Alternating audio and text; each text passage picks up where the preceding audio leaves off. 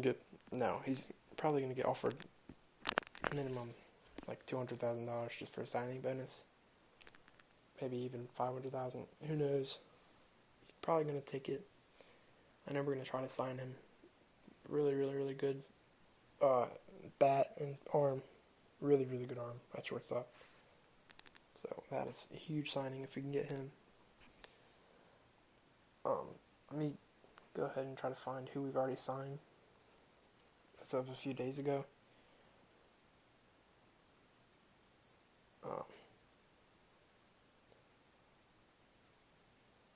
So we signed about 20 players in the draft so far. Joseph Ortiz, the 4th round pick. Johnny Reiser, 7th round. And Griffey McClarty, the first pitcher we got. We signed him. That's really good. Another catcher, we signed Jordan Cannon. And then Mason Janvrin, however you say it, from the 14th round. And then Kyle Martin, 15th round. And Shelton Perkins. 17th round, 18th round, 20th round, 21st round, 23, 25, 26, 27, 28, 30th round picks all signed so far. And then more recently we just signed another catcher, Harris Yates, from the 32nd round, and an outfielder from the 33rd round, and another pitcher. So I'm definitely we're gonna hear about it once we get a deal with Adley and Gunner. And then the other player we got from Stanford, outfielder. Can't remember his name, I don't know why. But I was really excited about that. Another really, big topic not a lot of Orioles fans are talking about just because of drafts and, Orioles rebuild. Chris Davis. He's got a big contract. We signed him back in 2013, 12. Can't remember, but a lot of Orioles fans are saying we shouldn't have signed him at all. But everybody wanted him to get signed. Everybody was like, oh, we need to sign Chris Davis. He's a beast. I was probably one of those fans too, and not just Orioles fans. Other teams wanted Chris Davis. He was on fire. He had like a 50 home run season. Multiple, at least 40 plus home run seasons. He was awesome. And then just fell apart. But what are the Orioles going to do with the contract? I would say we're probably going to just eat the contract. He might. I don't know if we're going to see him next year, honestly. Because we've got to start taking a look at other players in that position. Player like, Mountcastle, Mancini plays first. Mancini's got to get some more first base looks. And we've got like a ton of people going in and out of first base. Nunez, Mancini, Davis. If Trumbo comes up, he plays first. So I don't know what we're going to do with that, but cannot have Chris Davis, that big contract. Unless he gets really hot, then we'll see from there, but it hasn't happened. And he keeps getting hurt, so it really sucks, but we'll see what we do with that. Before we get into some more of the prospects, I'm going to answer a few questions that I have, and then I'll answer the rest at the end. So, first question is, John Means a future Cy Young? I don't think he's a Cy Young, but if he keeps this up, he's definitely in the running for that. Maybe. Nobody can really ever tell this early, but he's been really good. He's definitely a future rotation piece for the Orioles. Probably top 2 rotation piece. I don't know if he's going to be an ace. I don't know if he can keep this up. But if he does, awesome. So, another question. Who is the best pitcher on the Orioles? John Means, obviously. Another good pitcher, Bundy, Cashner, the other two, who have been doing way better recently. so that's good. And the last question, what is my estimation on the Orioles rebuild? How long is it going to be until they win a World Series, or at least make the playoffs? I'm going to say next year is going to be another tough year, and the year after that, we're going to start seeing some, all-star caliber players coming out of the farm system, hopefully. And then 3 or 4 years, give or take, hopefully we'll be in the run for the playoffs, and then, we'll go from there. But, yeah, I would say at least 4 years until we're contenders. 3 years if we're lucky. But, yeah, so, okay, I got a lot more questions to answer that I'll answer later. But, I want to talk about the Shorebirds first. I mean, they're single A affiliate, just clinched the playoffs, which is awesome. They're breaking records 8 All-Stars for the South Atlantic League, which is another record. So, certainly, they've lost 3 in a row, but that's just because they clinched the playoffs. No need to, go on crazy, risk injuries and all that. So, good news for the Shorebirds. So yeah, I'm going to talk about some prospects that I really, really, really, really, really cannot wait to see. Mountcastle. I mean, I feel like he's just really going to fit well with Orioles. He's not slowing down with the bat, guys. I'm going to tell you that. 307, 12 bombs, 42 ribbies. Can steal a base once in a while. And he doesn't like to mess around. He reminds me kind of Alberto, but with more power. Alberto goes up there and he's... I'll talk about Alberto later too. He's on a crazy hot streak. But when I see Alberto go up there, he's swinging at every strike he sees, and it's worked out, and that's kind of how Mountcastle's dealing with it. Yeah. Doesn't draw walks a lot, but he'll get base hits, dude. I mean, he'll work the count if he needs to, but I don't think he draws a lot of walks. Another player that I'm excited about. Well, before I say that, let's see, Mountcastle.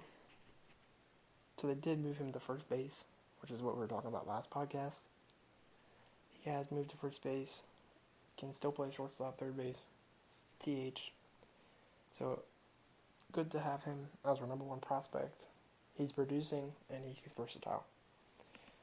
So, nothing more you can ask out of that. Yusniel Diaz. I told you guys about his power. He's only 22, so he's got plenty of time to grow. Not hitting crazy good this year. He hit 273 in Frederick, and then he got called up, and he's struggling in Bowie a little bit.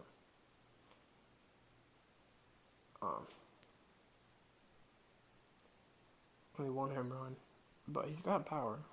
Just needs to work on it. I'm really excited about him. Pitching, Grayson Rodriguez. Already.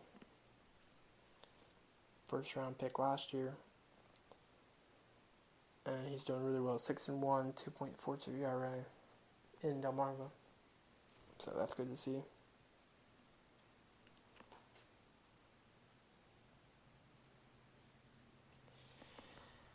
Alright, so let's talk about Alberto. 305 batting average.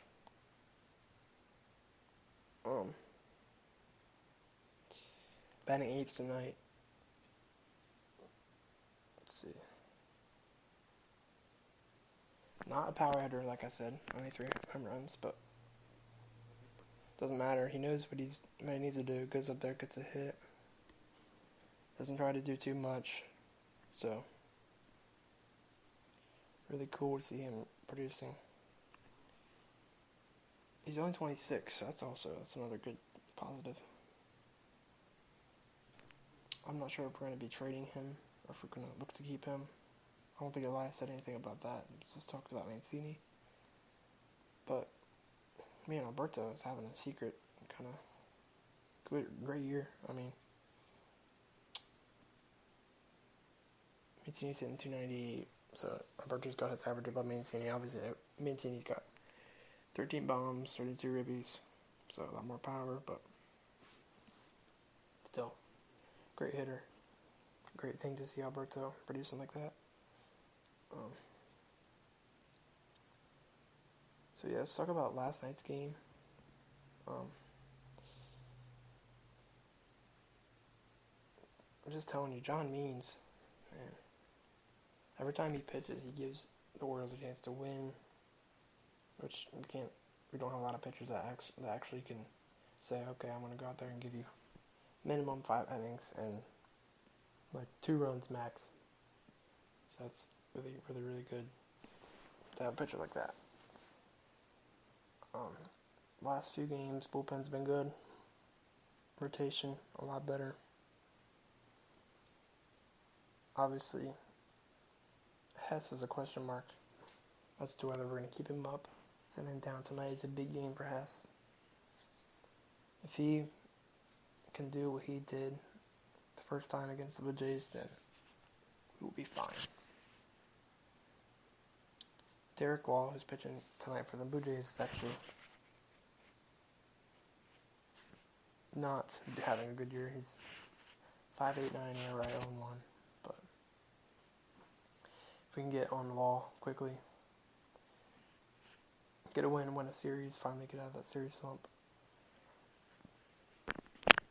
Something surprising, maybe surprising to some people, if we actually sweep the Blue Jays, it'll be a tie. We'll be tied for last in the division, or tied for 4th. Sorry. But so the Royals and the Orioles both have the same record. So the Orioles don't have the worst record in baseball. And then you have the Blue Jays with the 3rd worst. And the Blue Jays and Marlins.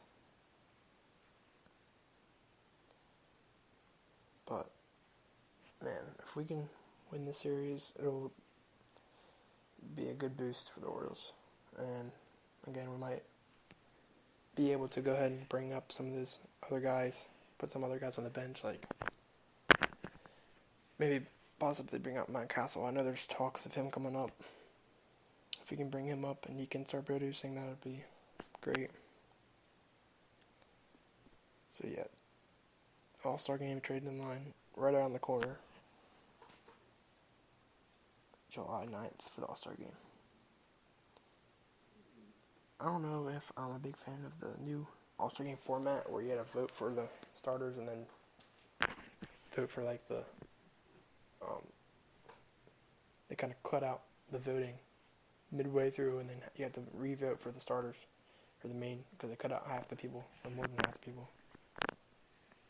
So that's kind of interesting. I don't know if I'm a big fan of it. I like the way it has been done in recent years. But yeah, so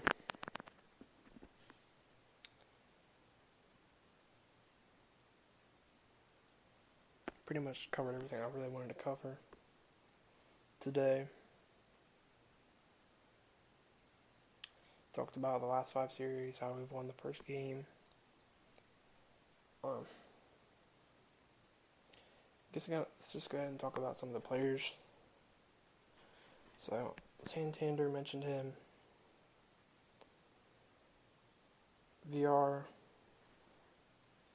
he's doing a little bit better. Almost got the average over 260. I feel like we may end up trading VR at the deadline just because he's 28. By the time the rebuild takes takes the, 3 or 4 years once we complete the rebuild. However long it takes, VR is going to be 33, 32.